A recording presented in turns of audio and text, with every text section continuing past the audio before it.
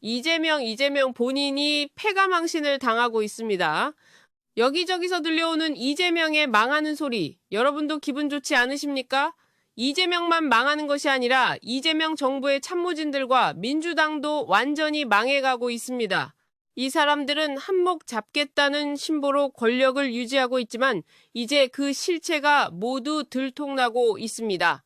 봄이 오면 이재명이라는 나쁜 인물에 대한 민심의 분노는 더욱 폭발할 것입니다. 저는 이재명이 민심에 의해 반드시 파멸하고 감옥에 가게 될 것이라고 확신합니다. 제가 이런 이야기를 할 때마다 주변에서 걱정을 많이 해주십니다. 이재명 주변에서 목숨을 잃은 사람이 얼마나 많은데 최수아 씨 정말 조심해야 하는 것 아니냐고 말입니다. 저도 사실 무섭습니다. 밤마다 그리고 아침에 눈을 뜰 때마다 혹시 경찰이 들이닥치지는 않을까 걱정이 됩니다. 하지만 저는 여러분만 믿고 나아가고 있습니다. 여러분이 눌러주신 구독 버튼은 저에게 정말 큰 힘이 됩니다. 좋아요 버튼을 눌러주시면 이 영상이 더 많이 공유되어 더 많은 사람에게 전달될 수 있고 그것만으로도 저는 큰 용기를 얻습니다. 응원의 댓글 또한 진심으로 감사드립니다. 저는 진심으로 이재명이 하루빨리 물러나기를 간절히 바라고 있습니다.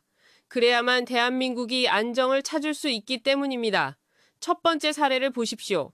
얼마 전 이재명은 캄보디아어로 캄보디아 사람들을 향해 한국인을 건드리면 패가망신할 것이라는 글을 썼습니다. 문제는 캄보디아 내 중국인 범죄 조직을 겨냥했어야 함에도 중국어가 아닌 캄보디아어로 쓰는 바람에 현지인들의 큰 분노를 샀다는 점입니다. 심지어 캄보디아 정부가 주캄보디아 대사를 초치하여 대통령이 왜 이런 글을 썼는지 항의했고 이 사실이 청와대에 보고되자 이재명은 당황하여 즉시 글을 삭제했습니다. 이러한 사회관계망 서비스 게시물은 상대국 정부의 항의를 부르고 결국 국제적인 망신으로 귀결되었습니다. 국가원수의 발언은 그 자체로 국가의 공식 입장이 됩니다. 트위터든 페이스북이든 메시지 관리가 중요한 이유이며 대통령의 메시지는 대변인을 통해 정식으로 나와야 합니다. 그런데 이재명은 밤낮 가리지 않고 개인 계정에 글을 올리고 있습니다. 그 이유는 정청래와의 싸움에서 소위 개딸이라 불리는 강경 지지층이 정청래 쪽으로 움직이고 있기 때문입니다. 야당 시절에는 사회관계망 서비스와 손가락 혁명단을 동원해 공격할 수 있었을지 모르나 지금은 대통령입니다. 대통령의 모든 기록은 국가기록물이며 역사적 자료로 남겨야 합니다. 이재명이 글을 함부로 삭제하는 행위는 대통령 기록물 훼손이며 이는 징역형까지 처해질 수 있는 사안입니다. 그럼에도 불구하고 이런 행동을 계속하는 것은 민주당 내에서 정청래가 차기 대권 주자로 부상하며 공천권을 장악하려 하기 때문입니다. 이재명은 당에 자기 사람을 심기 위해 김민석을 대리인으로 내세워 정청래와 맞붙이고 다음 총선의 주도권을 잡으려는 작전을 쓰고 있습니다. 마음이 조급해진 이재명이 야당 행세를 하며 벌이는 이런 행태 때문에 국제적인 망신을 당하는 것은 결국 국민의 몫이 되고 말았습니다. 실제로 온라인 커뮤니티에서도 이재명을 조롱하고 있습니다. 얼마 전 일본 삿포로 근처에서 우리 국민이 현지인에게 폭행을 당하는 사건이 있었습니다. 이재명은 대한민국을 건드리면 패가망신한다고 호언장담했지만 확인 결과 주사포로 한국 총영사관은 피해자에게 아무런 도움꿈 주지 않았습니다. 말로만 패가망신을 외치고 실제로는 자국민을 보호하지 못하는 이런 정책은 허울 뿐입니다. 진짜 패가망신을 당할 사람은 바로 이재명 자신입니다.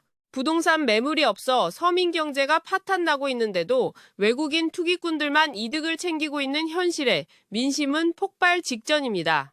오늘 장동혁 대표의 국회 교섭단체 대표 연설이 있었습니다. 이 연설은 이재명 정부의 아픈 곳을 정확히 찔렀고 이에 대해 김민석 총리가 반응했습니다. 장동혁 대표는 쿠팡 사태와 관련하여 김민석 총리가 미국 부통령으로부터 추궁을 당한 것이 통상 마찰의 불씨가 된 것 아니냐고 지적했습니다. 그러자 김민석 총리는 이례적으로 반박 자료를 내며 미국 측이 따져 물은 것이 아니라 정중한 어조로 물어본 것이라고 주장했습니다. 이것이야말로 말장난 아닙니까? 총리가 망신당하기 싫어서 어조가 정중했느냐 아니냐를 따지는 모습은 정말 수준 이하입니다. 이것이 바로 이재명 정부와 김민석 총리의 수준입니다. 미국에서도 민주당이 절대다수 의석을 가지고 있으면서 왜 필요한 법안을 통과시키지 않느냐고 묻고 있습니다. 김정관 산업통상자원부 장관은 미국을 여러 차례 방문했지만 관세 협정에서 아무런 성과를 내지 못했습니다.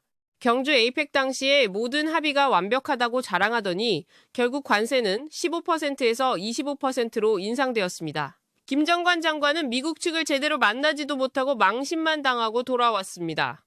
대통령부터 총리 장관까지 온통 망신만 당하는 망신 정부입니다. 이재명은 정청래에게 밀리는 지지율을 만회하기 위해 밤마다 사회관계망 서비스에 매달리고 국민들에게는 5월 9일까지 집을 팔지 않으면 세금 폭탄을 때리겠다며 협박하고 있습니다. 정작 투기를 잡겠다던 청와대 참모진들은 다주택을 유지하고 있습니다. 강유정 대변인은 강남의 고가 아파트를 두고 용인의 아파트를 매물로 내놓는 기만적인 태도를 보였습니다. 서영교 의원 역시 다주택자이면서도 상속 등을 핑계로 집을 팔지 않고 있습니다. 심지어 서영교 의원은 출판기념회에서 현금 뭉치가 든 봉투를 대량으로 받는 모습이 보도되어 청탁금지법 위반 의혹까지 사고 있습니다. 이재명, 김민석, 서영교 등 이 정권의 인사들은 공과 사를 구분하지 못하고 권력을 이용해 사익을 챙기는 데만 급급합니다. 우리는 장동혁 대표를 중심으로 보수의 기틀을 더욱 공고히 세워야 합니다. 오늘 방송 시청해주셔서 감사합니다. 나가시기 전에 구독과 좋아요, 응원 댓글 부탁드립니다. 감사합니다.